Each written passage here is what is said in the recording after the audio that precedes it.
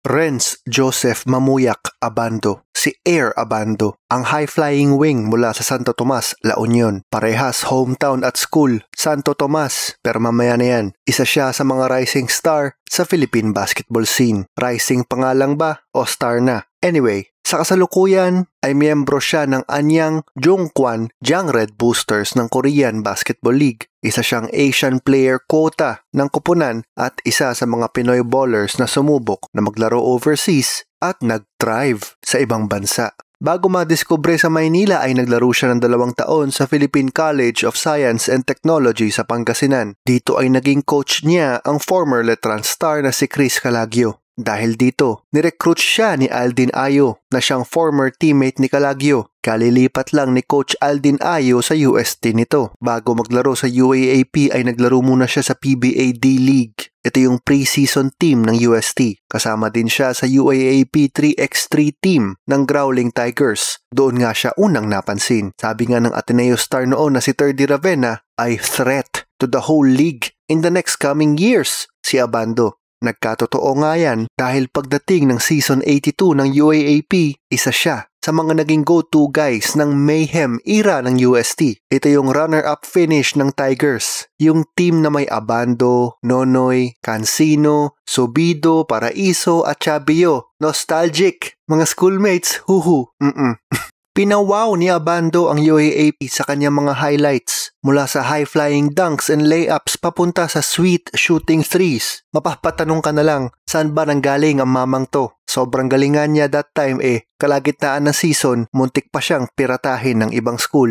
Pang-4 na seed lamang ang UST kaya challenging ang tatahakin nilang daan paakyat. Pero tinalo nila ang FEU sa knockout match ng 3rd at 4th seed. Tapos tinalo ang twice to beat na 2nd seed na UP para makapasok sa finals kontra sa 14-0 na Ateneo. Pero magpapatuloy ang 0 na yan ng Ateneo dahil ang UST na sweep ng Blue Eagles sa finals. Pero yun nga, matapos ng Cinderella run ng UST, nangyari ang pandemya. Sinundan pa ng kontrobersyal na Sorsogon Bubble na kung saan nagkaroon ng indefinite ban. Sa UAAP ang champion coach na si Aldin Ayo. Nag-alisan ang mga players noon. Ang tsaket, kasama si Brent Paraiso. Sa Letran Knights sila lumipat. Saktong defending champions ang Letran noon. Tinulungan ni Abando ang koponan na makuha ang back-to-back titles nito. Tinanghal pa siyang NCAA Most Valuable Player at Rookie of the Year ng taon na yon. Dapat ay babalik siya para sa 3-peat seeking season ng Letran. At sayang kasi huling season na niya bilang isang college player. Pero understandably, pinili niya maglaro sa Korea para sa Anyang KGC. Malaki rin kasi ang offer sa kanya para maging pro. 237